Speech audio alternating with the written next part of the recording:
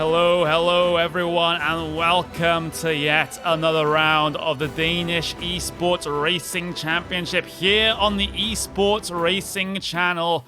I am Connery Maddock. I am joined by Justin Prince for what should be another exciting, enthralling round this time around at Suzuka. Justin, we're set for an absolutely blistering qualifying and then 2 more races afterwards as well. Absolutely, the pace has been blistering by the top drivers in the minute and 56-second point here at Suzuka. It's also a challenging racetrack though, with a mix of speed as well as different chicanes and passing zones. And don't forget about the danger zones across this racetrack with 130R, as well as the run to the Casio Triangle as well as in the first turn. It's going to be an absolute wild one today for this round to see who can come out on top. Absolutely, you can see track information up on screen for you now. 21 degrees in the air, 35 degrees Celsius on the track, partly cloudy conditions, windy, not at all there, with the winds just at 6 kilometers an hour. Of course, we can also pull up the state of the schedule as well. We've already had events at Monza, and we've also had races at Montreal. This time around, though, we go to Suzuka for round number 3. But as is the unique part of this, unique thing about this series, Justin, is that the drivers, nor do we know where we're gonna be racing at for the next couple of rounds. Indeed, it's all voted on by the fans after each and every round on ESR's own Facebook page. And we've already seen some great tracks up on the docket in the first couple rounds, and there's still more great rounds of action that are going to be coming up at various different racetracks. But today, the fans have spoken, and they want to see the drivers challenged with the mix of the technical corners and the slipstream portions of this racetrack today here at Suzuka. Absolutely, and of course we can get the how today is going to be structured. We have already had practice 1 in the books. That one's over and done with. We are at the start of qualifying 1 right now, where drivers will get themselves 2 laps to get themselves set for the starting grid for race 1, which is going to be 25 minutes. And then we'll have a little bit of a break with practice 2. Then we get our second qualifying session of the day into that final race of the day as well, right at the very end.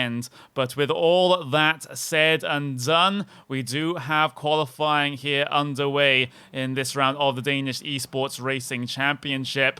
You can see that drivers have about 8 minutes left remaining to get their 2 flying laps done, but we've had no times come through just yet, Justin.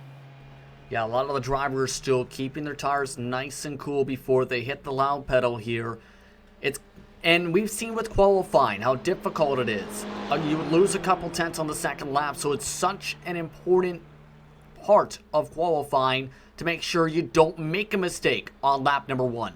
And we should note, the run to get into pre-qualifying this week, Connery, was separated by 11 one-hundredths of a second just to make it to the top split. Yeah, absolutely. And, well, you can see Lasse back currently on screen right now. He's just winding up for his qualifying lap. Of course, has had decent success so far this season. Can he carry that momentum here coming into Suzuka? That is the big question. Why not? Let's go with the onboard here for the first of his 2 flying laps here, Justin. And this Suzuka circuit is absolutely brilliant to drive. It's a real driver's track. Every time I, get out here, in iRacing, it's just a joy, especially this first sector through the S's section. And anything that has at least an okay amount of downforce, it's an absolute joy to drive. Indeed. And it's very much a rhythm track, too, on top of that when you think about it, to add to that excitement. If you can get a good straight-up laps together, you're going to be able to have a decent pace here, regardless of where you're at in the field. It's just about the difficulty of getting passes done. Take the run through this first and second Degner curve. Many drivers can make mistakes here. Opens up the opportunity, say, for the hairpin to make a move. If you make a mistake, say, out of the hairpin, opens you up for one heading towards Spoon. There's so many different places where you can make mistakes or have off tracks, though, too. Like right there, if you even clip that grass, your qualifying run could be done in this session. Yeah, it could well be done. And now Lasse back, he heads his way up towards the Spoon curve. Now such a tricky corner as well, always trying to slow that car down all the way through before you find yourself on the exit towards the back straight, and your next challenger ahead of you is one of the most dangerous corners, one of the fastest corners in all of motorsports. It's 130R, of course made safer over the last couple of decades, but still a formidable opponent. Drags that car in. Of course, can't go too wide on the exit there. That curb does bite on occasion, and now you slam on the anchors in towards the Casio triangle. First curb taken, second curb taken there as Lasse-Backe heads towards the end of the lap now, and we'll get ourselves our first indication about where he starts in this race. And well, across the line, he is provisional pole position for now, as we can pull that up on the side of your screen there. He has Martin Christiansen right behind him, 1.5 tenths of a second behind, but that's a good first lap there for Lasse-Backe. Indeed it is, and not as good of a second lap already by drifting around the racetrack, but it shouldn't be too much of a surprise here, Connery. When you look at the pre-qualifying, he was the only person to break into the 154.9. You have to remember there's different track conditions for each of some of the rounds, and for the pre-qualifying, he ended up being the fastest out of any driver in pre-qualifying to get into the top split today. Yeah, absolutely brilliant effort indeed. Of course, we have a couple of other drivers out there getting themselves their qualifying laps done right now. Ollie Oester currently in P14 here today, and well, he's going to be hoping that he can get that Ferrari a little bit further up the starting grid for race 1, because right now the top 12 is separated by 1.1 seconds, so things are a little more spread out, like right at the very front, as your top 3 have basically broken away in terms of qualifying times, but everyone else behind is within a tenth or two.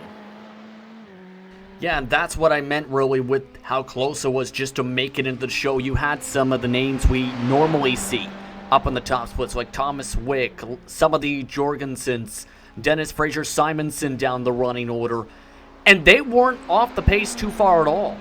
They were just outside by about a couple tenths of a second. That's how tight it was in that mid-pack, because for about 10th on back, they were separated by just about a full second all the way back to 30th. Yeah, they did, and well, Ollie Oester heads his way across the line. Can he improve on his position? Doesn't look like he's able to do so, so brings that car to a full stop here. We have Daniel Nestoric as well, currently still out there on a lap, I believe. He's coming right to the very end of it, so he's going to have about a couple more corners to go before he can get that qualifying time in, but through the Casio triangle he goes, and through that final corner as well, which does tend to drop away with you with the off-camber nature. Across the line goes Nestoric, and doesn't look like he's able to improve position either in this situation. So Lasse-Backe has done very well at the front of the field so far. I'm just looking to see if there's anyone of note still out there. We do have Matthias Jensen, who's still out there. He's in P number 5 right now, but time is drawing to a close, and those laps are starting to end as well. Yeah, just Marcus Jensen, Peter Rom Bollingtoft, along with Casper Soltz, are the only drivers not to record an official time. The 050 is on the track, as well as this machine you're following along with Marcus Jensen. And Jensen, I think, will definitely want the track position, because it can be difficult to pass here. If you get held up, especially in Sector 1, you can end up potentially losing a full couple tenths of a lap each and every lap. Let's see what Jensen can get across.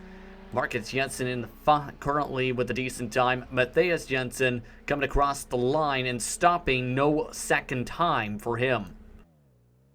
Yeah, no stopping. So, well, he's going to have to start in P number 5 here today. And, well, as we'll look to get ourselves sorted here, especially in terms of the colors that we have on stream, we'll get that sorted now, since those positions are a little hard to read. But it looks like everyone out there on circuit right now has really drawn themselves to a close in terms of qualifying here today. You still have a couple out there. You still have Marcus Jensen out there as well, trying to get those laps in, but like I said, Justin, he's running out of time to get this done. Yeah, he's already in P14 with the 157 flat, and I think he was one of the couple drivers trying to hope that the track would drop in terms of temperature, but it didn't. It didn't even move whatsoever in terms of the track temperature. So it just didn't work out in his favor here for this qualifying session. Now he's trying to make it up for the second lap. I don't know if he's even going to get a second lap. That's how far he is from the checker flag. Yeah, so apologies everyone. Just a little bit of trouble with the overlays here. He's heading his way, coming through the spoon curve right now. So getting very close to being able to finish off the lap here. He has about 43 seconds left remaining here in this one. So he's got enough time, I believe, to get himself towards the end of this to the end of this lap here. But it's just going to be a case of if he can get it in such a clean fashion, if he can get it in such a quick fashion as well. But for Marcus Jensen, he's about to hit that start-finish line. P number 15 right now. Is he able to improve on his position? Wow. And it is. That is up to P number 2 then for Marcus Jensen. Brilliant stuff there, right at the dying moments of the session as well, Justin. He turned up the wick at the right moment, to say the very least. Just a couple 100ths off the pole. Heck of a lap at the end of the session, at the right point at the right time. My goodness. And just when we thought it was going the other direction, he goes into the best direction he could. Yeah, he does go into the best position as we'll get ourselves the starting grid for the race here, as we'll get those up on screen for you now. It's going to be Lasse back in pole position there, as we'll get the right one up. Marcus Jensen and Martin Christiansen will bring things down into P3. Andreas Joachimsen in P4. Mikael Gaard in P5 with Matthias Jensen P6. Magnus Vastersen P7. Antoine Gulish in P8. You've got Bertelsen P9. You've got Jorgensen P10. Sondergaard 11 for Loritzen in 12. Stefan Overgaard starts in P13 with Matthias Woodshow in P14. And just take us through the rest of them, Justin. 15th, Thomas Hutchison in 16th. Yankovic, Nick Madsen 17th. As the rest of the grid falls through, some of the keynote drivers towards the back end of the field. Denny Nesterovic in 20th position. Nielsen 21st as the engines rev. Yeah, absolutely. We are about to get this race started, and it was a very short hold indeed. You can see Lasse back. He gets himself, secures himself in the race lead, coming down towards turn 1 for the first time. But Marcus Jensen, hot on his heels, looking to go around the outside, coming through the first sector. Is he going to get squeezed out? No, he just has to file back into P2. It was a big attempted statement there from Jensen to get to the race lead, but Lasse back is able to hold on at this early stage. Looks like everyone is relatively clean at the front of the field, but Lasseback able to hold on here through this first sequence. Yeah, 2 big incidents actually off the exit of turn 1 and through the start of the S's at the back end of the field, but the rest of that top half of the field was able to get through nice and swiftly for the sure thing. It's going to be difficult though for Jensen to try and time up the pass, because on the outside, it's very difficult to do it here in the first turn at Suzuka. He's going to have to try and get a run through 130R, and many times we've seen in events here on iRacing, we've seen the dive bomb come into play in Sector 3 in that Casio triangle up the right side. Yep, we have. So as those drivers all file themselves through, order is Lasse back from Jensen, from Christiansen at the moment as they head into Spoon Curve for the first time. We can see Joachimsen is currently coming under threat from behind here. He's in P4 right now, but you can see Mikael Gaard really hot on his heels all the way down here towards 130R. So he needs to be careful about that dive bomb you talk about coming in towards the Casio triangle. But is that something Mikael Gaard is going to go for early on here? Doesn't look like he's just going to stay line astern for now, but with 1 lap complete, things still relatively clean for your leaders. Indeed, you got to remember there's still an estimated 13 laps to go this time by for the whole entire field. So there's at least a little bit of time to get into a rhythm. And there's also the second race to try and battle for points. But you want to get the best of finishers as well as you can. And right now it looks like the top 2 already stepping away from Martin Christensen and the rest of the bunch. Yeah. Just starting to get away at this stage, but it seems like the battles in and around P4 also starting to heat up at this point. You see Joachimsen there still holding strong as, when it comes to Mikael Gard, as Gard is just riding the back of him coming up through this SS section. He's looking so aggressive right now, but he still hasn't been able to file his way by or even have an opportunity at getting by at any point. And this sector of the lap coming through the first and second Degners is probably one of the tougher portions to do it. But if he gets a good run out of this second Degner, then he might just have a chance down the inside here at the hairpin. Does Gard go for it? Doesn't look like. Door was left open, but with it being this early on in the race, Justin, you can understand why he didn't go for it. Yeah, you still need to complete the whole entirety of the race, to say the very least, as we continue to see these cars continue to try and scrap their way forward here. So you got some time to set up the move and get yourself into a rhythm.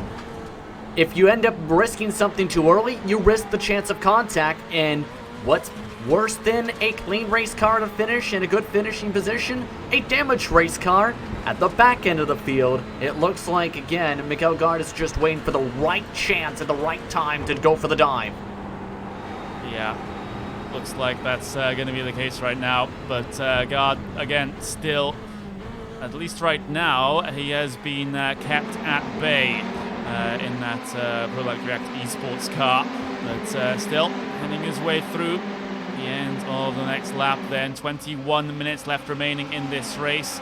At the very front, it is that man, Lasse Bak, that has been able to gap Marcus Jensen here. That gap is up to around about 8.5 tenths of a second. So Lasse Bak doing some good work early on here, Justin, to keep the rest of the field at bay. And if you think back to previous rounds in this championship, this is what he often does when he's in this position. He gets to the front, manages the gap, and then everyone else behind just has to hope and pray they have some form of pace later on to catch up. Indeed, right now, how big is the pace is the question, Connery. He was 4 tenths quicker last time by on lap number 2 compared to Jensen and Christensen. He's got the chance to completely break that toe and just pull on away. He's just looked confident the entire week for this round. It's going to be difficult to stop him, to say the very least. Yeah, it looks like it's going to be very difficult, but can anyone in this entire race stop him right now? It looks like the answer is no, at least in the opening couple of laps here, but we can see Mikael Gard once again riding on the back of Andreas Joachimsen here. Again, 1.5 tenths of a second separate them. He looks for a slight move down the inside at Spoon Curve, but decides to back out of it. And do you feel that at this stage, Justin, that Mikael Gard is actually being held up here by Joachimsen? Potentially a little bit here. Right now, I think he's trying to follow in the slipstream. The problem is they're losing 2 tenths a lap in the early going of this race so far. And the more Joachimsen loses the touch to Christensen, the more difficult it is for Mikael Gard to still keep on behind here.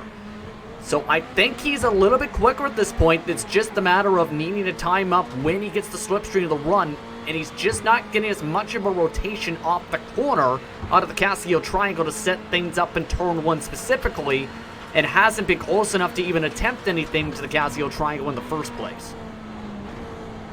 Yeah, you can see, unfortunately, some parts of our overlay still aren't working, but we'll just have to deal with that one as it goes through. But Andreas Joachimsen trying to put up the defense here at this stage, as you can see, we're still, the light levels at this track still not at their best. You can see how the bloom of the sun appears as you're trying to work your way through the first sector here, which, for those drivers that do have that graphical setting enabled, that could be maybe a little bit of a distraction coming through the first sector. Yeah, it's going to make it very difficult to see when the sun shines in your face, just like in real life, and these drivers having to potentially have to put their hand over their eyelids to try and cover up a little bit and try and act like sunglasses, so to speak, to be able to make sure they see the braking lines in some parts of the racetrack. But that's going to somewhat change as this event continues on, and that's something these drivers have to be able to adapt to and deal with as it progresses. Yeah, you do, but Joachimsen seems a little bit better, at least in this particular battle, in the back half of the lap. Gard is incredibly quick when it comes through that first sector, it seems, but Joachimsen has invested pretty much everywhere else. as this is sort of the closest battle inside your top 10 that you're watching right now, this battle for P4 and P5 between Joachimsen and Gard, but it's still just there and thereabouts. It's one of the more frustrating positions to be in for the driver, I suppose, where you know you, at least on some portions of the track, have the pace to get past, but you simply haven't been able to even at least challenge side by side just yet. I almost feel like he's dealing with a bit of an arrow push, maybe, even Miguel Gard at this point, because he seems to get a good slipstream heading into 130R, but then starts to shove a little bit and seems to have to get off the gas and takes a bit of a different line.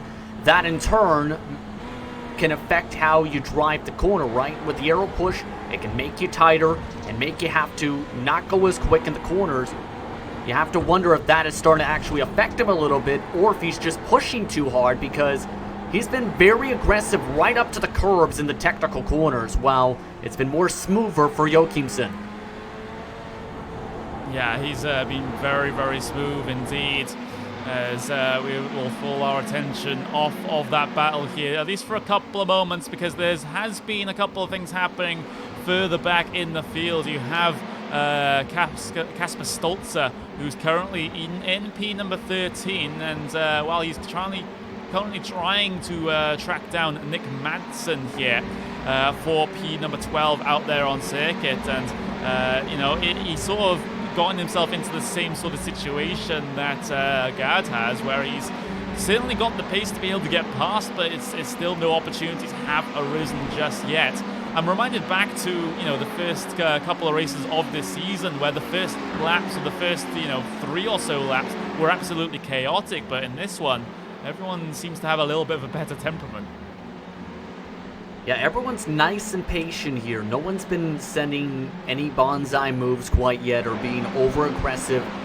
They're thinking big picture, I think, at this point, and know how the rhythm of the racetrack can be. We've seen this with some of the endurance races here, even in the past few weeks or so for some series. But the reason, too, we're keeping up the 0.50, even though he's struggling a bit at that point of 130R, he's one of the biggest movers in the field, in fact, the biggest. Plus 10, he got through some of the Hornet's Nest mess on lap 1, and has also kept the car clean, as some of our drivers in that same portion of the field have had some off tracks which had sent them near to the tire barriers. Yeah, absolutely. So we'll just have to you know, just watch how this race progresses, because it's been one of the more calm and complacent races that we've had here so far. And, well, we had an immense amount of excitement coming down into the first corner between Marcus Jensen and Lasse Bak, but ever since then, Jensen, at least for that battle for the race lead, has just been dropping back and back and back, and that is certainly not a pun that I'm trying to make at this stage. But having a look elsewhere, we actually see here Magnus Vastersen. He's currently trying to chase down Matthias Jensen, and actually Jensen pushes wide there, coming through the second deck there, and that is so easily done through that portion of the racetrack. There's really no margin for error coming through there, and you can see it just as it happens here. If we wind things back and we go on board with Matthias Jensen, just how he made that mistake, and you know, with how everyone's following so closely here, you make one mistake and that's a position dropped. Yeah, take a look at this. This is the first Egner curve. You're going to see it where he carries a lot more speed compared to every single car in this line. He drums way too fast, realizes at the last moment, gets stuck along that green AstroTurf, and then that momentum just carries itself into the sand trap. In turn, right on by goes Magnus Jensen in the 064 machine. Yeah, so that's exactly what happened there. We do have a little bit of an update, though, because we did have Mikael Gard get himself up into P4 finally. So as soon as we turn the cameras off him, he seems to be able to make the move. So that's good forward progress there from Gard here. As you can see, all these cars still very much in a big old single file line coming down the pit straight, and we've not really seen that many passes or any passes at all really coming down in towards turn 1. It seems everyone, again, like I said, is being very passive, being very conservative here in the early part of this race. We have Alexander Laritzen, who's very close to the back of Anton Gulish here as he tries to chase him down. It's about 0.4 of a second between those two at the moment, so the Racing Factory car has to hold off the Altus Esports car, but for Lauritsen, you know, he's already picked up a couple of positions on his qualifying here, so he certainly has that sort of forward momentum to work with. It's just a case of now trying to get past yet another car. And hold on, we got Miguel Sodegaard off into the sand trap, pardon me there, Connery, as he went off very wide in the second techno curve. Oh, we'll just have to get a replay of this one, as this is Miguel Sodegaard, just as you mentioned it, for the simperformance.com Radicals Online car, I suppose, as now into the first Degner. Does he push wide coming through here? A little wide, and he can't make the corner for the second Degner, and that's almost deja vu from a lap or two ago. It's exactly deja vu, except this time he carried more speed than we've seen from before, and it just got him stuck in that grass. By the time he was trying to turn the wheel, off in the sand trap he goes. These cars don't drive well on grass, to say the very least, Connery. Very sensitive to that, to say the very least. Yeah, it's not the ideal racing surface, you know, especially when you have racing slicks on these cars, and you have no traction on anything that isn't solid track and solid asphalt, or maybe concrete if we were talking about Sebring, but still back to this battle for P number 9. Alexander Lauritsen still on the back of Gulish here, trying to grab that P number 9 spot away. He has a lot of speed there coming off of turn 2, but again, the SS section isn't really an overtaking opportunity. If you go side by side through here, you're just going to lose a ton of time. Exactly, and that's where some of the incidents came from on lap number 1 at the back end of the field. At this point, I think Lauritsen just needs to keep within touch, keep himself in a rhythm, and wait for the passing zones. Well, it's because it looks like he's got a bit of a better slipstream. He's in the right position. If he stays this distance heading out of Spoon Curb, heading to 130R, he might be able to get the job done right then, or he might be able to get the job right here if he elects to go for the dive. He tried it, just the door closed. Yeah, he went very, very deep on the brakes into that corner, but wasn't able to successfully threaten Gulish in that situation, so he just has to sit back once again. We're just about to creep under the 10 minutes to go mark here in race number 1 of the evening on the Esports Racing channel. Watching Danish Esport Racing Championship, and Alexander Lauritsen, as your previous season champion, not having the best starts to the season here, not a championship winning start to the season by any respect, so he's going to have to try and recover a couple of points here, and getting past Gulish is certainly one of the objectives to be able to do so, but through 130R, does he quite have the run? Doesn't quite have the run, just has to fall back in line to take the normal line coming through the Casio triangle, and Gulish is doing a good job to hold on here. He knows how much pressure is being applied to him right now, but he's dealing with it well. He's doing it very well, in fact, right now. Just being able to get very good speed in sector number 3. Lauritsen's better in sectors 1 and 2, but he's been able to play the defensive role and hold on to the spot for as long as he can. To swing back to that point championship picture, though, Connery, 7th in the standings right now, Lauritsen. That may sound decent, however, the points gap between him and Lasse back, the points leader, near 300 points already on the season. Yeah, that's a pretty huge gap to try and make up here. That's a big problem as far as Lauritsen is concerned with this championship defense that he has to put up. Maybe the latter portions of the season will fall better for him, but right now, with the opening couple of rounds, doesn't look like he's going to be able to secure 2 championships in a row here. Gulish still holding strong in this particular battle, though. You can see Lauritsen just losing time marginally on those last 2 laps. So he's just right in the back bump of the Ferrari ahead of him. But again, it's just Gulish seems to be faster in all of the right places here to try and prevent an overtake. Exactly here, and if you're good in the technical sections here at Suzuka, in my opinion, you're able to balance out whatever slipstream you're able to get. It's not significant amount of draft you can get here, only helps by a few tenths from behind.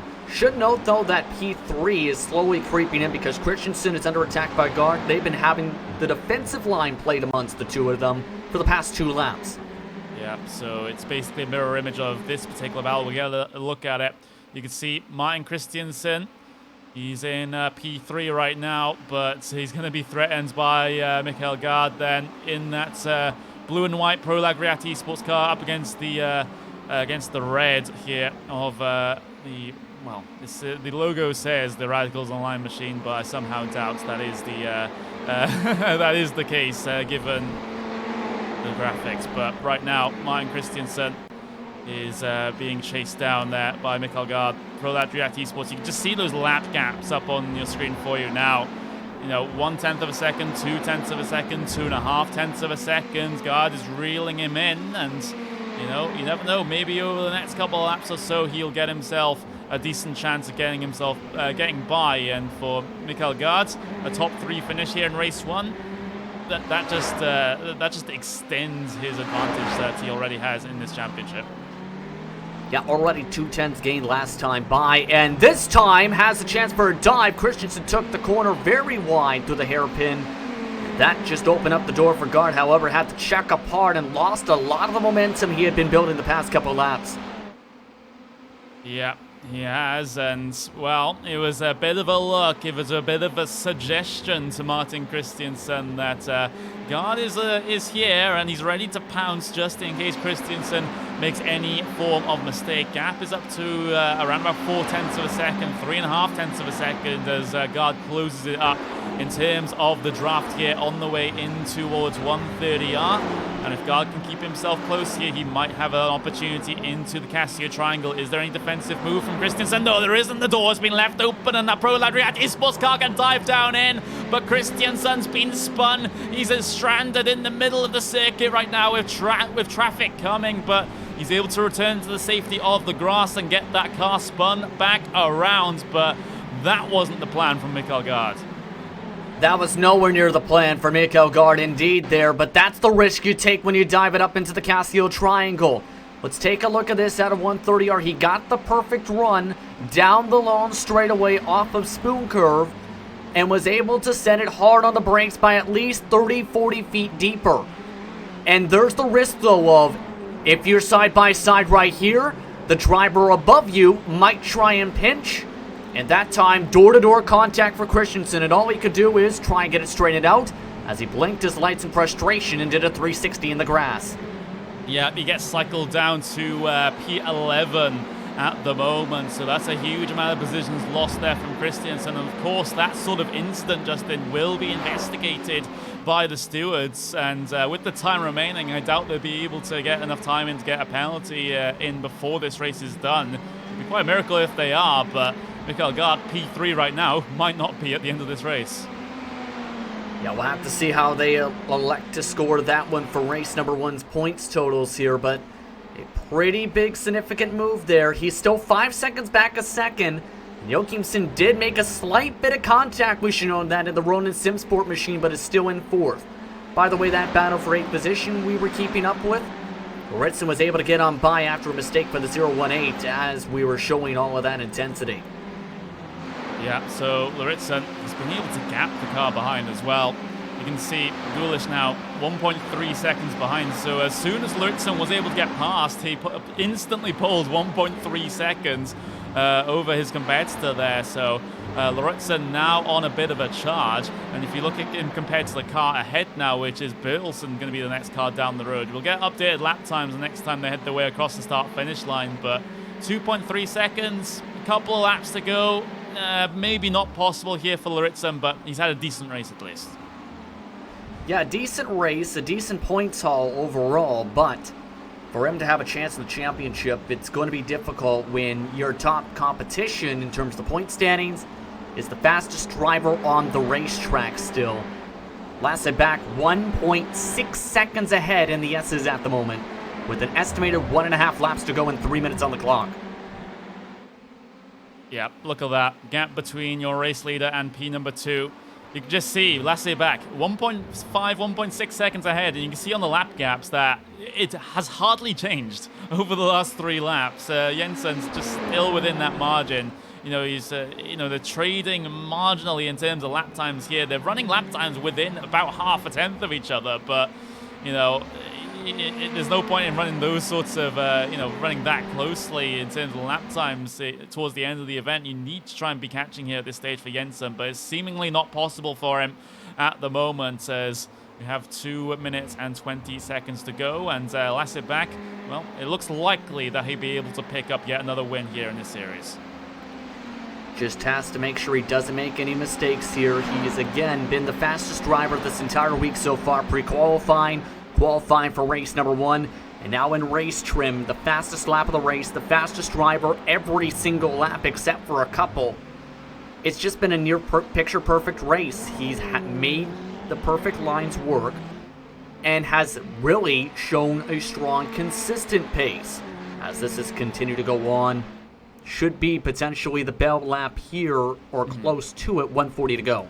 Yeah, 140, and they're doing lap times of about 156. So this will be the final lap here for Lasseback. One more lap to hold on to that race lead. Gap is up to 1.8 seconds between him and Marcus Jensen right now. But the closest battle that we'll have here coming towards the end is this one, because Matthias Jensen versus Bertelsen, and naturally they'll attempt to go too wide in towards turn 1, and it'd be important for Marcus Jensen to try and get that car slowed down for the corner, because I feared he would outbrake himself, and then Bertelsen would be able to pull off the up and under move, but not going to be the case here in this instance. Bertelsen, he's going to have maybe a last-ditch effort right at the very end of the lap here if he's going to have a chance. Maybe a move into the hairpin is possible, but it's going to be a risky one. Yeah, the only thing you can hope for is he doesn't make mistakes. Problem is, Bertelsen just made one. He ran off into the sand and the grass coming out of the S's through the Dunlop curb. So that will lose him the opportunity potentially to even make a move unless there's a mistake from Jensen. Because at this point, Jensen, since going off in that grass in the Dagner curbs, he has been near flawless since then. Yeah, he has. Bertelsen closes up, coming up through the hairpin. We'll have to see where your leader currently is. He's coming on the exit of Spoon Curve right now, so getting very close to the end of the race. Time is about to expire here. We see in the background, actually, Gard and Joachimsen are starting to close up a little bit as well, so that wants to be one to pay attention to towards the end of the race. But Lasseback, what a clinical race it has been from him, leading from pole position until the checkered flag here in race 1 at Suzuka. It's Lasseback once again a race winner in the Danish Esport Racing Championship. Marcus Jensen comes home P2, but still bigger questions further back. Mikael Gard looks like he's been able to come across the line in P3, but that is pending an investigation with a bit of contact in the middle part of the race. Bertelsen, he's not able to grab position into P6 over Matthias Jensen, so he'll have to settle for P7, but that was a rather comfortable race for most drivers involved there, with the exception of maybe Mikael Gard and, of course, the other driver that was involved in that crash, Christiansen. Indeed, as well as some of the drivers who started in the mid-pack and finished instead in the 30s because of incidents on the first lap. But for Lasseback overall, his 3rd win in 5 races, and each round he has came to victory lane once so far in this championship. Yeah, he has. So this is going to be how things look like here at the very end of race 1. In the Danish Esports Racing Championship, Lasseback wins here by 1.1 seconds over Marcus Jensen, with Mikael Gard coming home in P3 provisionally, of course, with Andreas Joachimsen and Magnus Vassersen finishing in P4 and P5. Matthias Jensen finishes P6 here today, with Martin Bertelsen P7. Alexander Lauritzen has a decent race up into P8 for him. Nick Madsen P9. Martin Christiansen, what could have been, as he gets spun from a podium position by Mikael Gard, comes home in P10 right at the end as the recovery, as we'll get ourselves the rest of the field up on screen. Looking at the rest of your running order, 11th place is Miguel Sodegaard with 12. Nikolai Jacobson, I should rather say. Pardon me, apologies there. Anton Gulich drops to 13th. He had a bit of contact, Chanot with Lauritsen in their battle for 8th position, with Daniel Nestorovic in 14th. Stefan Overgaard finished in 15th, with Matthias Woodshow in the 16th position. Ole Oyster in 17th, with Kasper Soltze in 18th. Miguel Lerenskov in 19th, and Lucas Hoffman rounded out the top 20. Then you have the rest of the field. Lucas Dogard in P21, Christian Eriksson P22, Christian Ho P23, Dali Jankovic P24, Simon Hastrup in P25. Johnny Nielsen finishes 26th with Peter Bollingtoft in P27. Fredrik Jorgensen in P28 with Jakob Kvitzborg in P29, Thomas Harrison in P30. That rounds out your 30-car finishing results here for race 1 of this edition of the Danish Esports Racing Championship. But don't go away, because we have qualifying 2 and race 2 available in just a little while. Don't go away.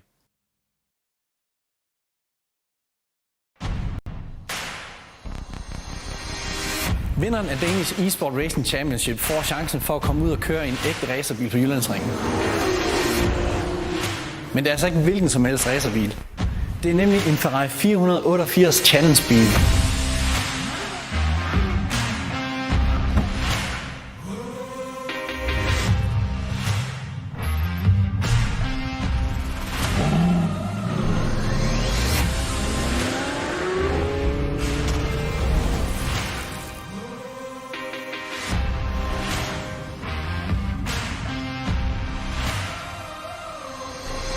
Går du med drømme om at komme ud og prøve en ægte racerbil, så gå ind på esport-racing.eu og tilmeld dig DERC.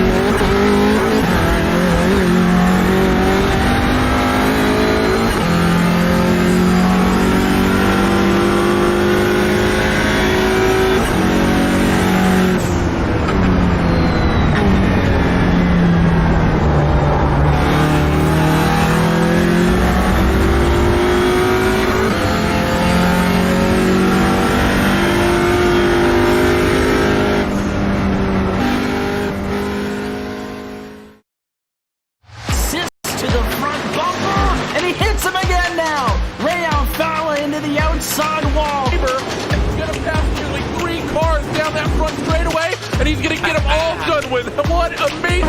Lead to the inside goes Logan Cloudman is going to touch in. Pit press. Saved it. What a save. Look to the outside as Cronkite goes off. De Jong into second place. Going for the switchback. Oh, pinpoint driving. It's howling down to the inside. Trying this contact though. Slide left of the racetrack. Chris Renner drives it back down underneath, and he takes that second spot right back. Joker goes to Garrett Lowe. Garrett Lowe should take victory with all that contact. He's going to try and make the move around the outside the parabolica. That's not going to work, but he's going to try and get the cutback here. Get the run out the parabolica. That's beautifully done there. Michael Schubert, there's a little bit of door banging as well.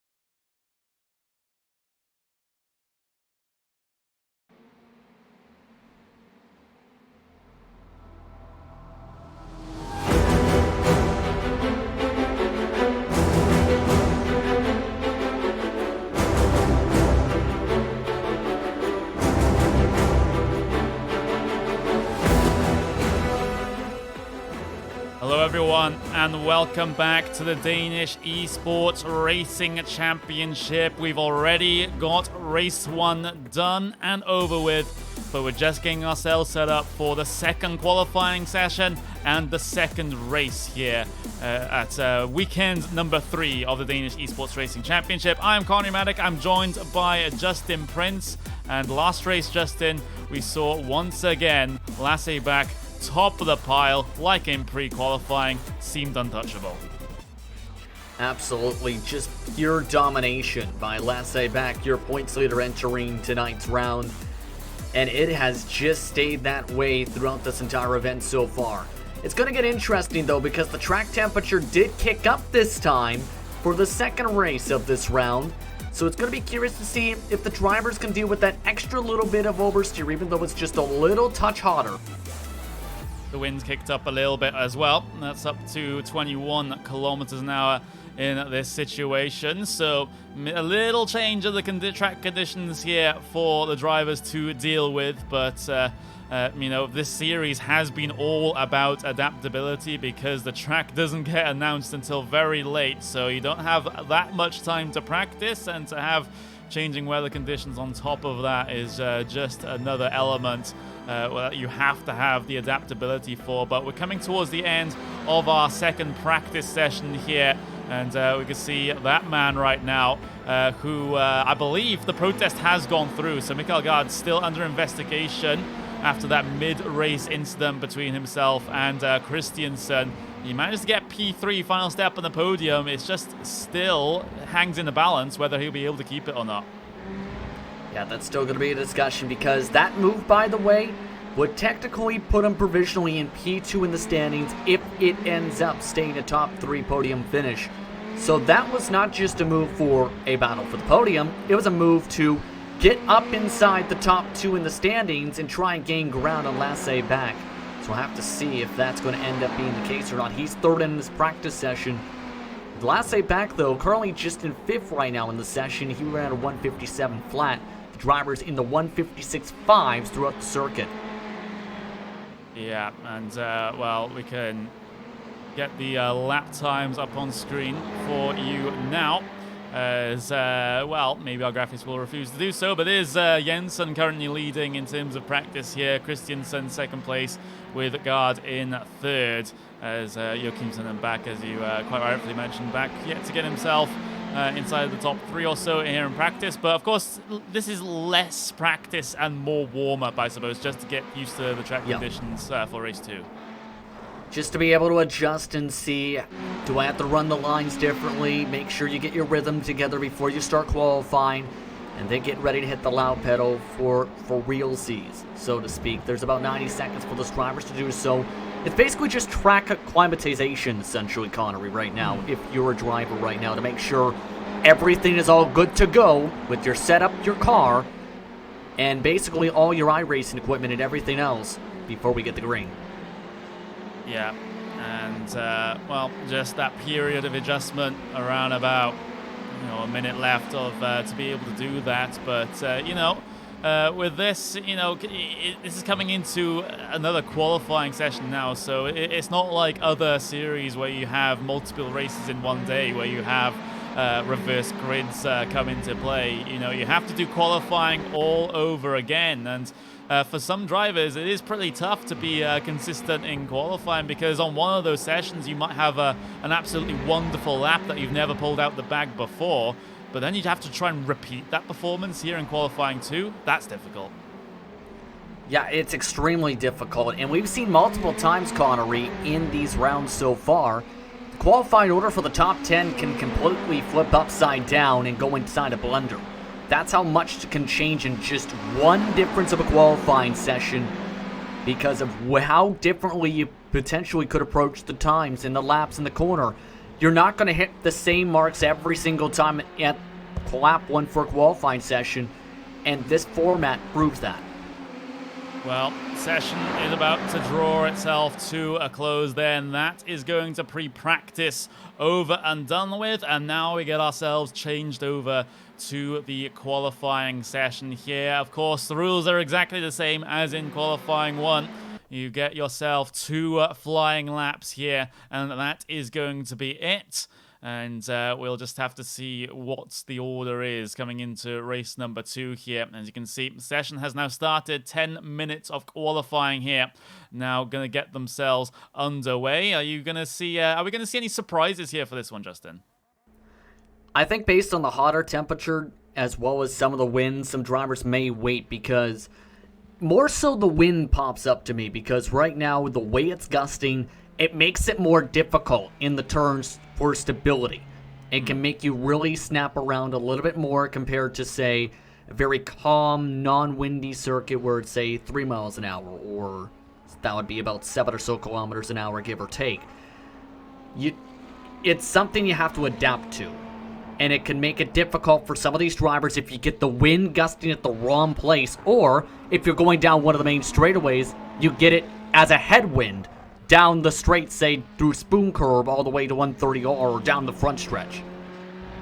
Yeah, that's the difficult thing. As you can see, Martin Christiansen right now working himself up. And, of course, he's going to have a lot of...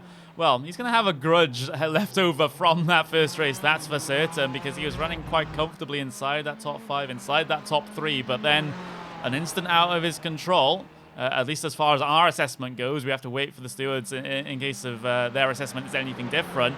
You know, for Christensen, now you have the mindset coming into this race that maybe you should try and even harder to try and recover something from this race because of what happened in race 1. Indeed, and they have to take a look at that still. The team does as a whole to see what's the exact cause before they completely make that full assessment. So that's something they have to take into account, because that can make an impact on both their championship pictures before the start of the next round. So that's something to definitely keep an eye on as a storyline for the start of the next round. But again, the team has to take a look at that again before they go and take that full judgment and elect to go that route. Christensen, he gets to the end of his outlap, so the start of his first flying lap gets underway here as he launches it out of that final corner. And like I said, for Christensen, things didn't go his way in race 1, but hopefully from qualifying 2 and into race number 2, things will start to look up from that Radicals Online SimPerformance.com car. But through turns number 1 and 2, seemingly okay. And then into the S's section, which is so momentum-based here. You have to be absolutely pitch perfect with your line coming through here, Justin, to try and get any speed. Because if you're even half a meter out of the ideal line, that's a lot of lost time.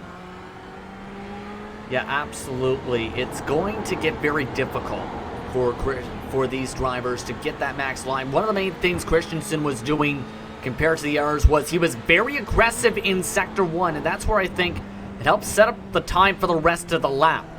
And we're seeing that aggressiveness. He's not afraid to be excessively hard almost on the curbing and try and carry that extra speed. That amount of confidence is what's allowing him to do so, because while, yes, you can have the skill in the world, but if you don't have the confidence to think the car's going to stick, you're not going to get the line or know if it's actually going to do so. Yeah, that's the big thing. And again, another sort of line-dependent corner here in towards Spoon Curve. Like I said, in qualifying 1, you always have to be slowing that car down through here. That second apex much tighter than the first. But Christensen, he's been able to deal with it well. And this is seemingly a very, very clean lap so far for Christensen. So looks like this is going to be a decent time. But of course, we have no idea right now how the other drivers have performed until their lap times file through. But for Martin Christensen into the final braking zone of the lap, then get that car slowed down for the first apex inside the Casio Triangle and open things up for the second there. As now through the final corner, drive to the line here for Martin Christensen. Across the line he goes, and well, what's that time going to be there for Martin Christensen? I don't think it actually came through properly, so he must have gotten an incident point at some point during that lap that has invalidated it.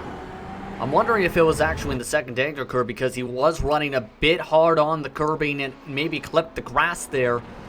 As a matter of fact here, Connery, looking at the estimated incident points, at least a third of the field did so on lap number 1. And what was it? It's a very difficult qualifying lap, we should note, on this track. Stefan Overgaard, Oyster amongst those drivers who or inside that estimated incident point. Yeah, you have to be very, very careful. Lauritsen out there as well. Currently on a lap, hasn't set one just yet. You can see those lap times starting to come through on the left-hand side of your screen, though. Yankovic, decent lap for him, gets himself up into P number 2, but just look at the gap between P1 and P2 at the moment. Lasse back, he's just, again, made a big, big statement here in that RS competition car. 0.7 of a second faster than everyone else, but it's worth noting we haven't had a lap time from Mikael Gard just yet. We haven't had one either from Lauritsen. We haven't had one from Marcus Jensen yet either. So the big contenders haven't set themselves qualifying times just yet. So back, maybe that advantage at the front of the field will look a little less once these drivers get themselves done with their laps. Marcus Jensen, that was an out lap, so he still has more in the bank here to try and go chasing. A lot of these drivers spent some extra time, I think, also heating up the tires and making sure they weren't excessively tired or burnt up, rather, because the track temp did drop down a slight touch in Fahrenheit just before some of these drivers were beginning to take their first lap. Let's take a look, though, at Ritson here as he comes out of the final corner. Can he get himself a decent lap time? We'll have to wait and see. 157.2 for Lauritsen. Good enough to start in P number 8, which is around about where he finished in the previous race. So he's improved his qualifying here, although he gets pipped to the post somewhat by Gerlish as he heads his way through. Bertelsen setting a decent qualifying lap time to get himself up into P7. I am very interested, though, in this man's lap time because he was the man that finished in P2 last time out. But can he make things a little bit closer here in race number 2? A good start would be gaining the advantage in qualifying, so he doesn't have to try and pull off the pass into 1. Indeed, right now it's going to be interesting. Can he get this good lap? Remember, he started himself in the middle of the Hornet's Nest, and the better the track position, the better at this point. That might be a little bit close. He ran himself right along that green AstroTurf. Curious to see if that ends up pointing the time or if it does stick. Yeah, that's the big thing. In iRacing, you step a foot out of line, you get an instant point by having an off track, then that is your lap completely invalid. Even if you didn't gain much time as a result of the off track, it's an off track all the same, and your lap time doesn't count. But for Marcus Jensen, he has to hope that he hasn't gotten himself an instant point there. Drive to the line then for the driver of the 0650, 156.439 there for Marcus Jensen, but it's not going to count. That was an instant point for Jensen, and now I think he only has one lap to go here. Otherwise, he starts right at the back. Yeah, this is huge for him, and remember, it came down to the second lap for him to be inside the front of the field before. So I think he might be able to do something here, but he's going to have to turn up the wick to about 11.5 and try and see if that knob can keep pushing even higher for him to push across the line. 1 minute and 40 seconds to put in the good lap. Yeah, so he really, really needs to go chasing at this stage. You have Andreas Joachimsen, who did very well in that previous race as well. He is coming towards the end of one of his qualifying laps, playing with fire in terms of the track limits off the Castia Triangle, but drive to the line now for Joachimsen, a 156.948. And is that good enough? Yes, it is, up into P number 4 for Joachimsen as we have a little bit of a delay getting that news through. But Joachimsen, at least he has that lap in now, and he's able to start at least relatively far up the starting grid here today. But Justin, it's it's go time now, at least for Marcus Jensen. Very much go time, as well as for Miguel Gard. He is still yet to record a time here. Jensen just stopped on the racetrack, while Miguel Gard, he just came across with a 156.5 to get the second. Let's see what happened here with Jensen, though. I have to wonder, is it an off track? Is it a lap time invalidation? We'll just have to see. Just winding this through. It's coming up towards Spoon Curve as well, so the start of the very final sector, and yeah, he just pushes just that little bit wide. Lap time invalid for Marcus Jensen. He'll have to start very close to the back of the grid now, so threw it away there in qualifying. Yeah, multiple drivers made that mistake in race number 1, in fact, where It doesn't lose you too much speed, but it does count as an off-track by going and extending the track limits. That case pushed a little bit too hard on the speed, and in turn, now we'll start all the way back in the low 20s, in 29th to be exact. Here we go then. Here's your starting grid then for race number 2. Lasse back pole position once again, but this time it's Mikael Gard who starts on the front row instead of Marcus Jensen. Martin Christiansen in P3 with Fredrik Jorgensen in P4. We've got Andreas Joachimsen P5, Vitaly Jankovic P6, Nikola Jakobsen in P7 with Magnus Vassersen P8 here today for race number 2. Martin Bertelsen in P9 with Anton Gulish lining up inside the top 10. Mr. Orwich in 11th spot, Alexander Ritson in the 12th position, Nick Madsen 13th with a 157.256 from Thomas Hergerson with Miguel Sondergaard in 15th.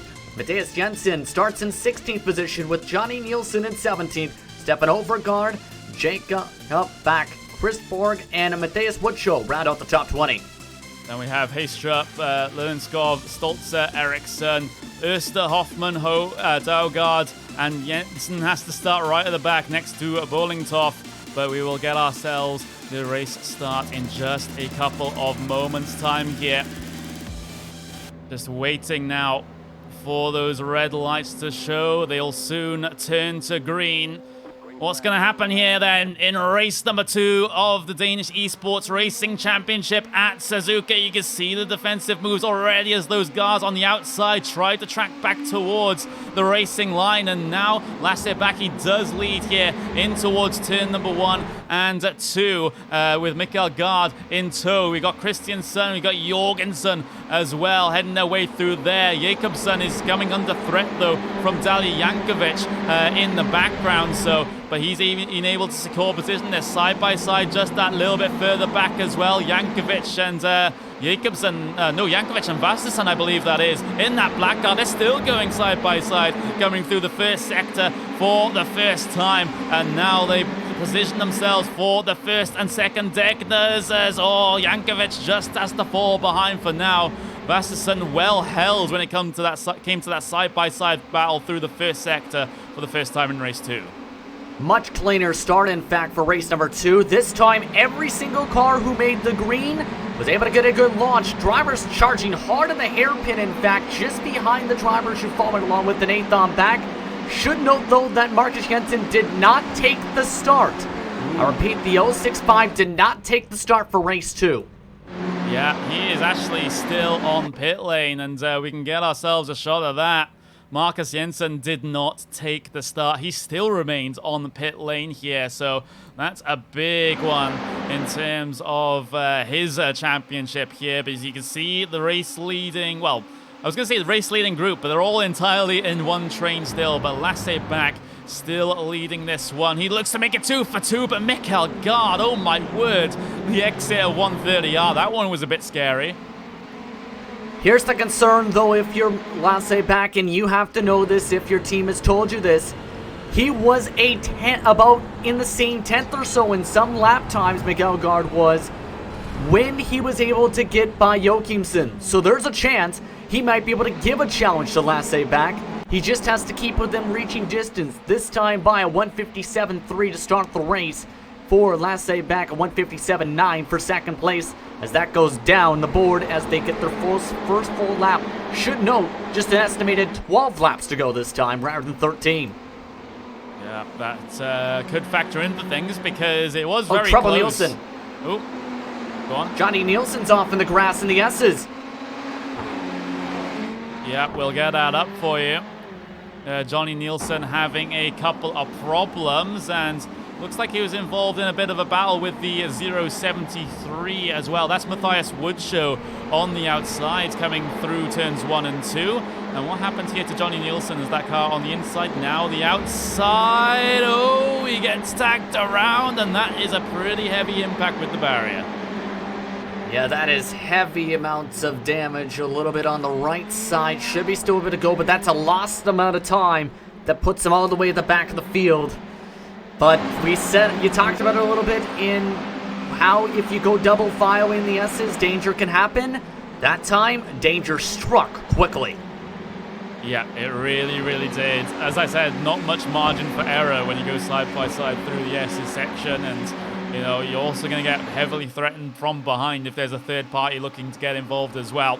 But right now, just looking at this closest battle inside the top 10, this is on board with the driver of Magnus Vastersen as he tries to chase down Jacobsen here. 2.5 tenths of a second between the two. But the thing is, as much as Vastersen's getting the draft here, Jacobsen's also getting the draft to the car ahead of Jorgensen. So that advantage kind of cancels out here when you're in these sorts of slipstream trains. Indeed, right now, no one's actually gained any time in that slipstream train whatsoever.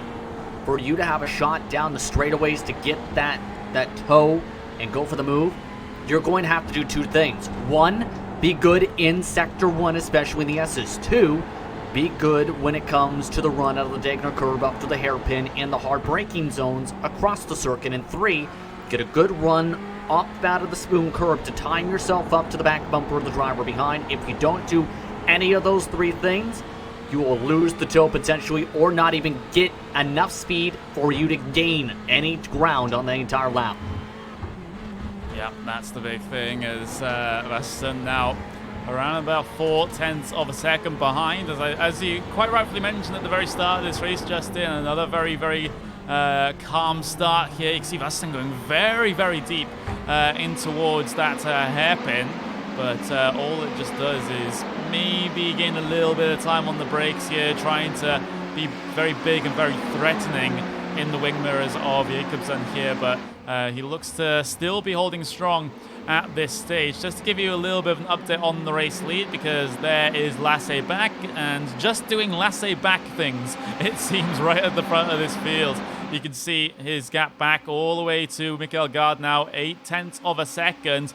And Gard is under threat now of losing the draft to your race leader, and we might just be seeing a repeat of race 1.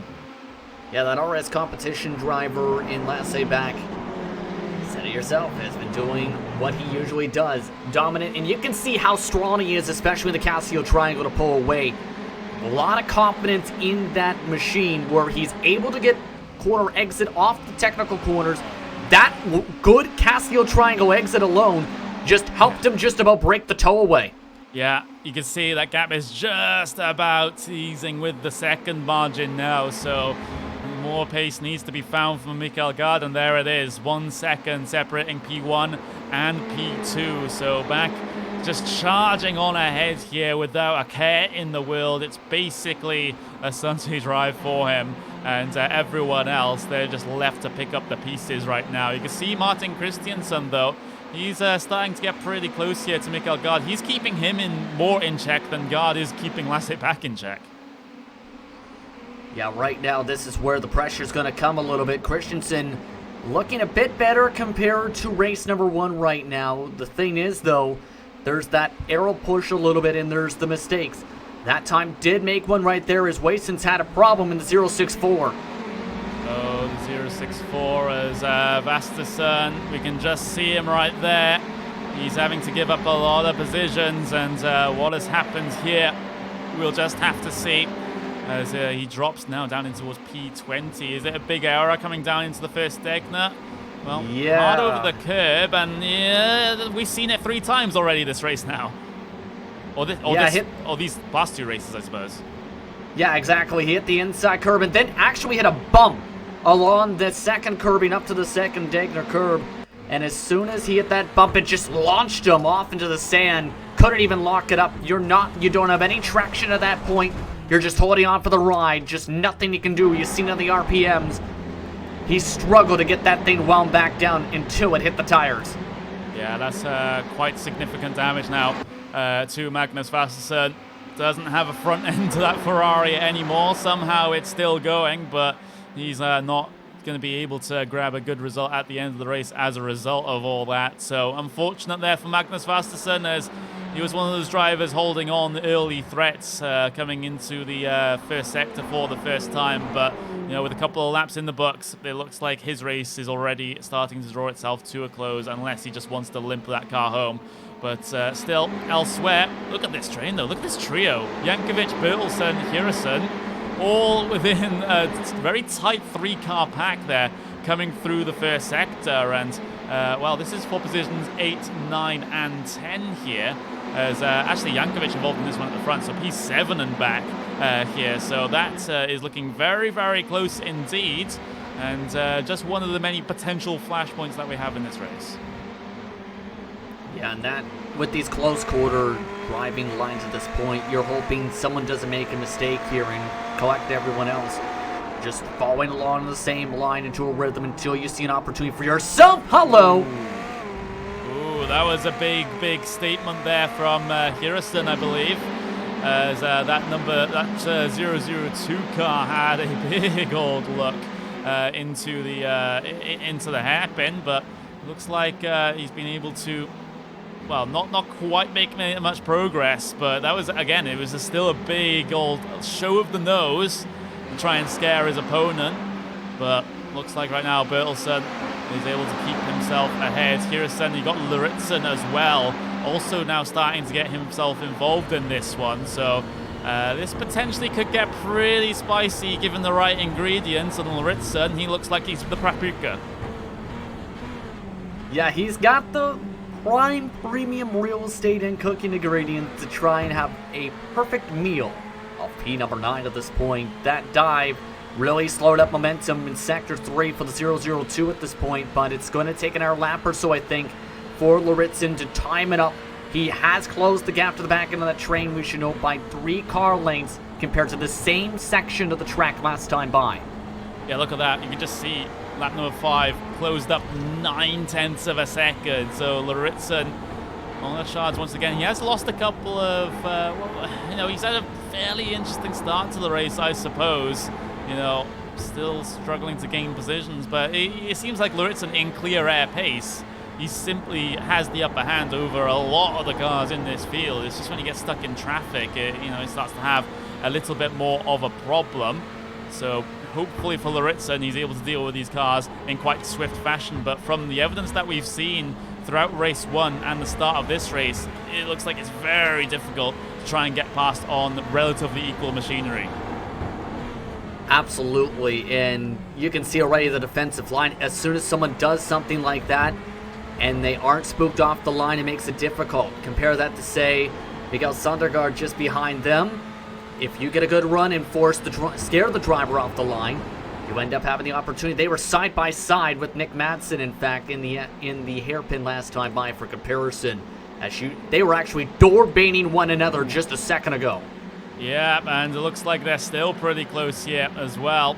Coming through the spoon curve. This is the battle for P12. Madsen versus Sondergaard. And you can see Sondergaard has been closing up bit by bit over the last 3 laps. And they've already had a bit of an altercation. You can see Sondergaard just peaked towards the inside there, coming through 130R. And he's got a decent run coming up towards the Casio Triangle as well. Big commitment around the outside for Sondergaard, but he's not quite able to get anything done.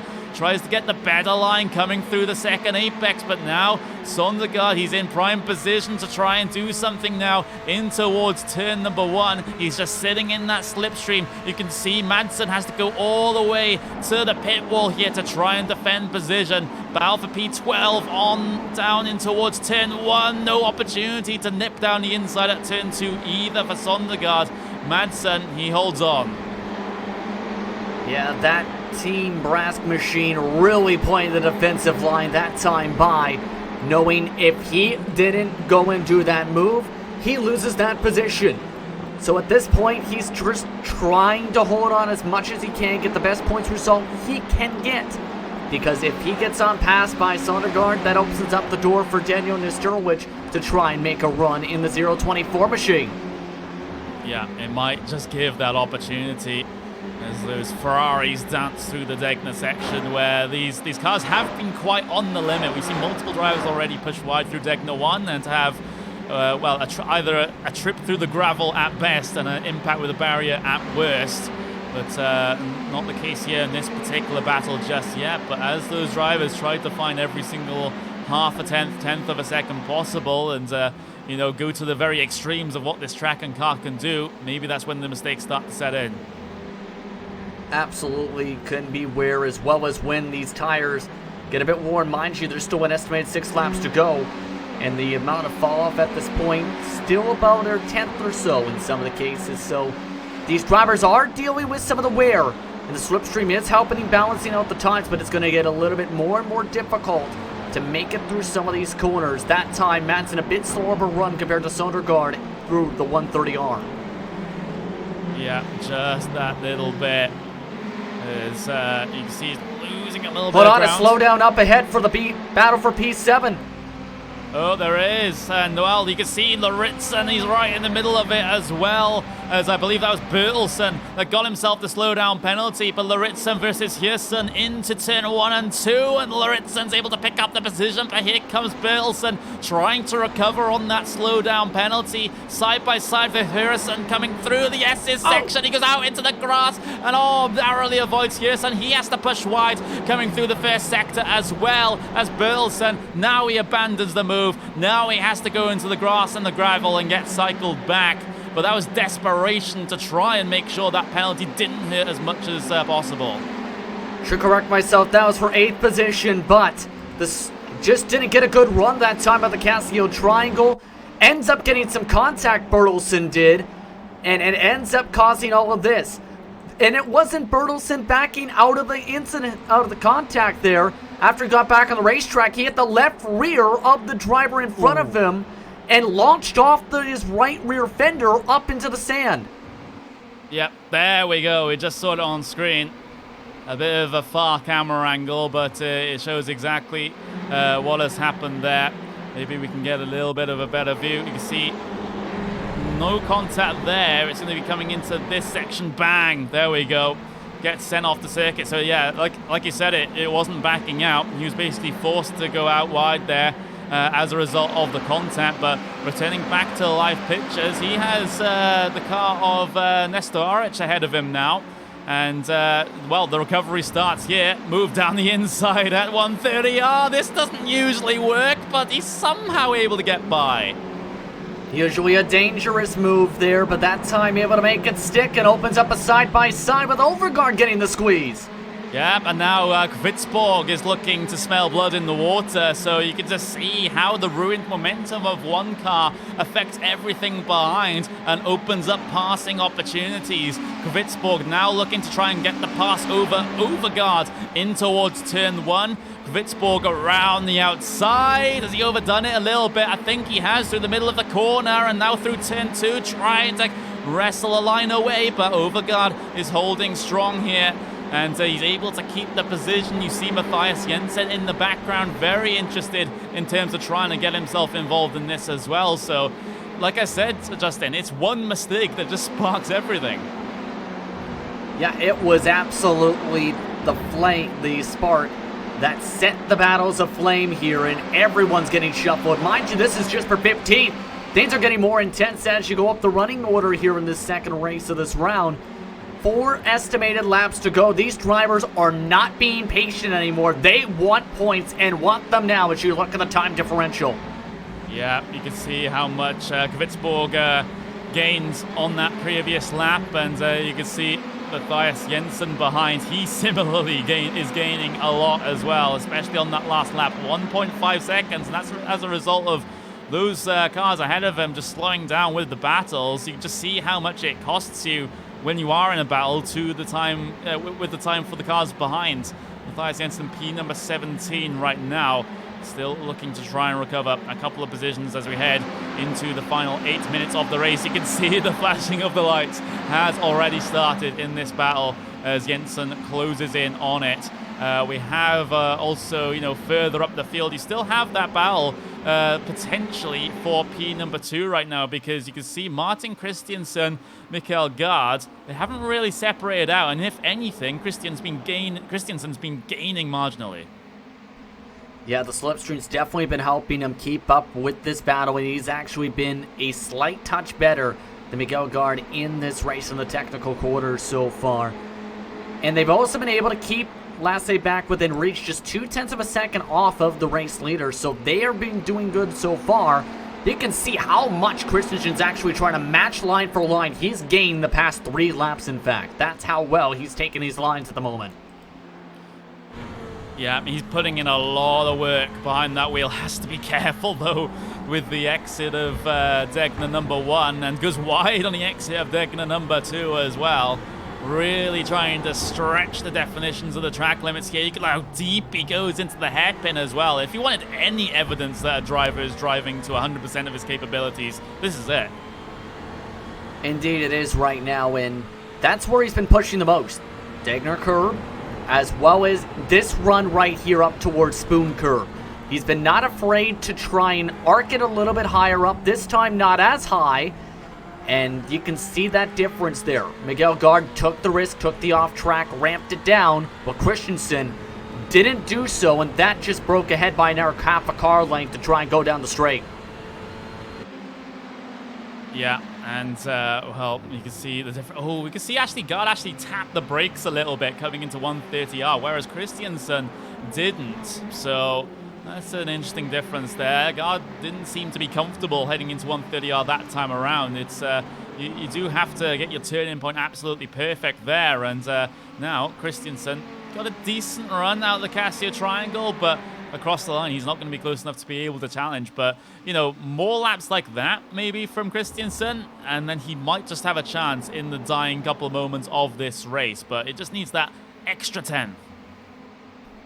Indeed, and one thing to think about, too, we don't usually talk about this because we haven't seen it become much of a factor, incident limit. Yeah. 17 incident points is the total cap. In an estimated total at the moment, Miguel Guard is at 15. 2 more off tracks, and he might be poof on the racetrack. So in other words, he might have to be a little more careful too in these couple laps, and that also might open up the door for Christensen.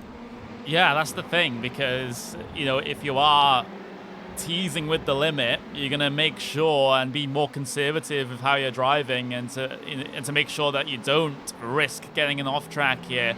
And that might be the situation here for Guard, but he's done pretty well over that first sector, in fact, because you can see now the gap is up to 0.8 of a second. So the first sector that time around for Guard was brilliant. One thing I want to touch upon, though, remember that battle was happening 13th on back, Connery? Well, the fire turned into an inferno because there was contact between Overgaard and Sondergaard, and Sondergaard lost all his positions because he got turned around the front nose of Overgaard in the exit of turn number 1 and off in the grass. And that ended up dropping him from 13th or 14th back to 24th. We'll have to see. Oh, we just got the very tail end of it there, as we'll just have to wind things back just a little bit further and a little bit further. So we can see exactly what happened here. So you can see that there is Mikael Sondergaard, and of course closing in on that battle with Overgaard. You can see, coming out the pit lane as well, there was a bit of side-by-side, but we'll just have to continue with this one. As you can see, a bit of a compromise line there for Overgaard, allows Sondergaard down the inside, and well, he gets spun off the corner. We'll just have to take a little bit of a different angle on that one, I suppose. View from up above, you can see, again, mistake into turn 2 for Overgaard.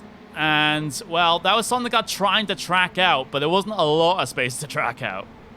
And the 002 getting a penalty, in fact, as well. Just now a black flag and just served it in live action. Just bad luck for everybody all involved in that one. And the side-by-side battling 2 rows deep for position coming to the final couple laps of this race. Yeah, absolutely. You can see Hirason getting himself out there now. And after serving that penalty, we also have this interesting affair between Madsen and Bertelsen once again. You can see, actually, on lap number 11, they posted the same lap time. A 1:57.842 for both drivers there, at least on our graphics. That, you know, you talk about nothing to separate drivers, right? Yeah, it was exactly dead even, in fact, just to clarify. So That makes it so difficult, though, to try and get the run. You're dead even in terms of marks, dead even in terms of pace, even with the draft and the help. It's going to come down to, though, what do you do to change that? What do you do to pick up the pace instead, like you did the previous 2 laps? And can you pressurize the driver in front to make the mistake? A lot of drivers not afraid to send it on the brakes today. Yeah, we'll have to see if the desperation gets even more of a factor here towards the very end of the race. You can see now Littleson starting to maybe size up for a move, and well, the option to go for an almighty send into the triangle is open to him, but he won't go for it for now, and instead focusing on getting that very good run coming out the final corner. A very wide track exit there. Madsen, he goes all the way to the pit wall to try and defend this one, so he's feeling threatened. And all those incidents, remember, with some of the drivers we've seen in some of the penalties, have turned this into a fight for the end of the top 10. So I don't blame Madsen for trying to hold on the final minute of this clock, because the points are going to be extra valuable as the season continues. Yeah, they're going to be incredibly valuable.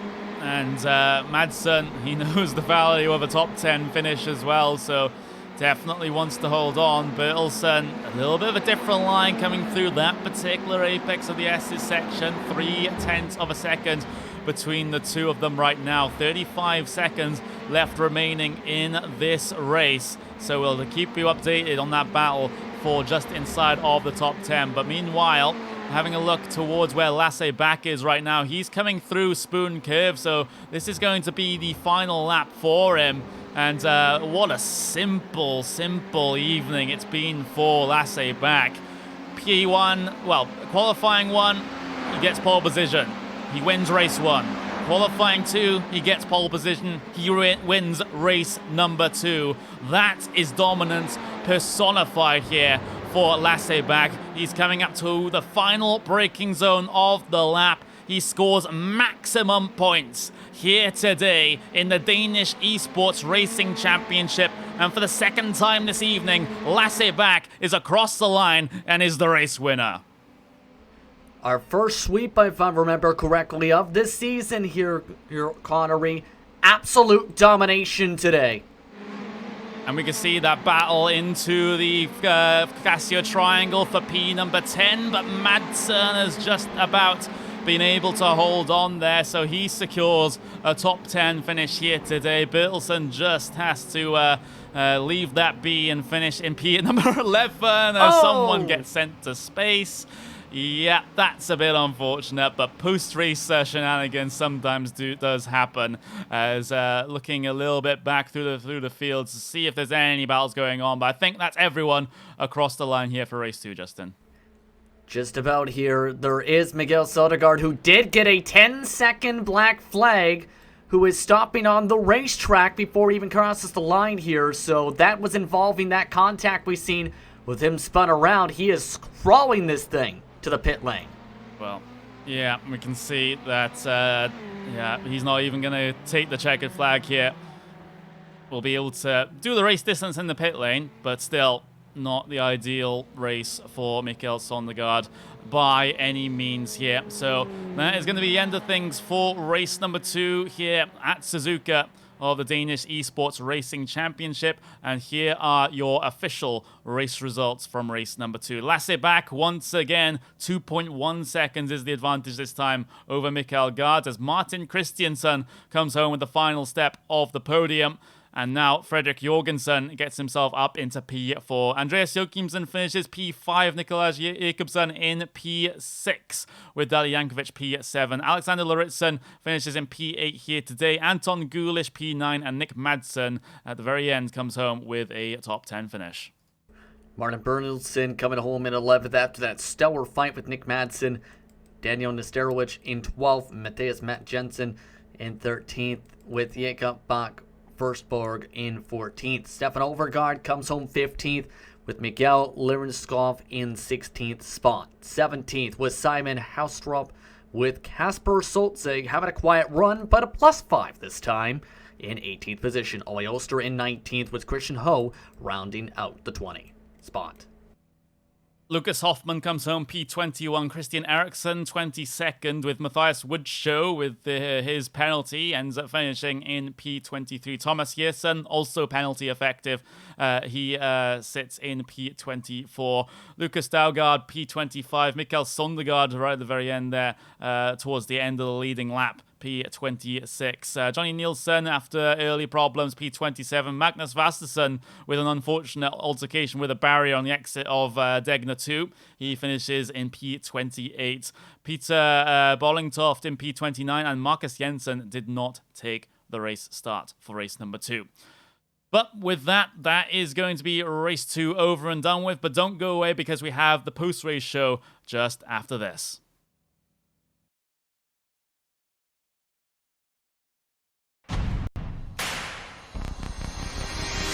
Vinderen af Danish Esport Racing Championship får chancen for at komme ud og køre i en ægte racerbil på Jyllandsringen.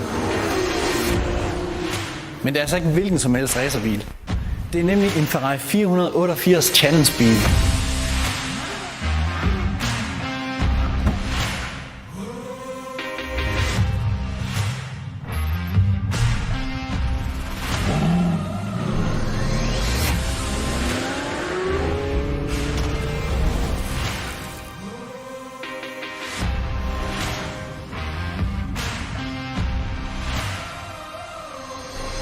Går du med drømme om at komme ud og prøve en ægte racerbil, så gå ind på esport-racing.eu og tilmeld dig DERC.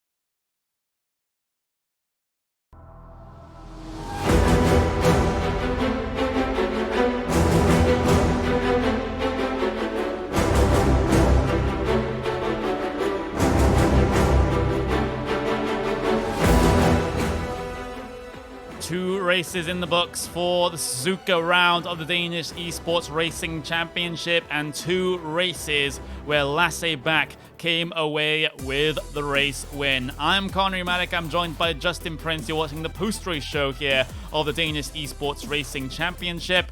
And, well, we were talking about this before we just came back on air, Justin, but a bit of a calmer affair here at Suzuka, but it's seemingly so consistent right at the front. Only a couple significant incidents in the entire race today. For both races, I should rather say.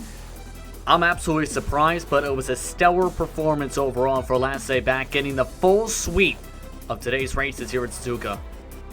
Yeah, he's done very well indeed, and well, we can actually drag him into the commentary booth right now. Justin, you're standing by with your two-time race winner here at Suzuka. It's Lasse Bak. Yes, indeed, Lasse Bak with the full sweep today. Lasse, just domination on your part today. How are you feeling after coming away with two victories here in this round number 3? I feel absolutely amazing. Like, you can't ask for anything better than getting pole in both races and then leading them the whole way. Like, it's absolutely amazing. And also on this track, I didn't really feel that confident when I was going into it, but yeah, somehow my pace was just really good at the race.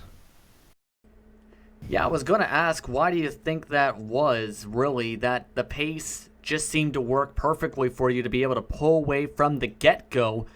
For a lot of the laps, you were up to 0.2 quicker each time by and instantly broke the draft in the toe within the first 2 or 3 circuits. Yeah, as I said, like also I really tried to get pole, and I managed to do that in both races. But when the race started, I was just like, I need to push as hard as possible to get out of the slipstream at the start. And when I got out of it, I was kind of like relaxing a little bit because he was catching me, and then I was getting a little bit more time on him when he was catching me. So it was just like a fine balance because the wheels on this car, or the tires, they get used a lot, especially on this track. It just uses so much tire. Yeah. First max points day of the entire season so far. How do you feel? Because right now you are the championship leader tentatively at the moment, and your points lead is going to grow by a little bit more today. Yeah, that's amazing. I'm really happy. It also makes me a little bit less nervous when I'm going into the next round, because I have that lead over the other guys. Yeah, like I'm just really happy right now. It's amazing. Indeed today. Is there anyone you want to thank, though, before you let you get going? I would like to thank my team as competition and my sponsors for supporting me throughout this month and week. And I would also like to thank my dad for the amazing, absolutely insane support he's given me through this whole year. Congratulations on the victories today here, Lasse. Thank you. That was Lasse back coming home with the victories in both of the heat races today and round number 3. Back over to you, Connery. Yeah, Lasse back. He was absolutely untouchable here today. There was really no way in for any of his competition, and he gets the maximum points haul possible out of this race and continues on his early momentum here in the Danish Esports Racing Championship. I would say, what are our expectations for the next race? But we do not know where the next race is going to be. You see that up on screen for you now. One of the unique things about this series is that we don't know, and the drivers don't know, where we are going to be racing at next. But we've had Monza, we've had Montreal, we've had Suzuka. And, well, there are a couple of tracks I have in mind that might be a good stage for race number 4, because we haven't had Spa yet, for example. Yeah, Spa might be a great race. Silverstone might be also a great race. Also curious about the Circuit of the Americas as well. I also kind of want to see Circuit de Catalonia because, again, that is the newest of the tracks on the service for the road course side in terms of our selection. Curious to see how the drivers react at that type of circuit. However, it is a bit more of a sweeping course, so plenty of classic tracks, difficult tracks with major elevation changes, as well as exciting racetracks still left to be decided upon for the next rounds. We've had 3 rounds, 6 races completed here in the Danish Esports Racing Championship, but that's going to be our 3rd race day over and done with here in this one. So thank you guys very much for joining myself, Connery Maddock, and Justin Prince here for the races at Suzuka, and we'll see you next time in the Danish Esports Racing Championship.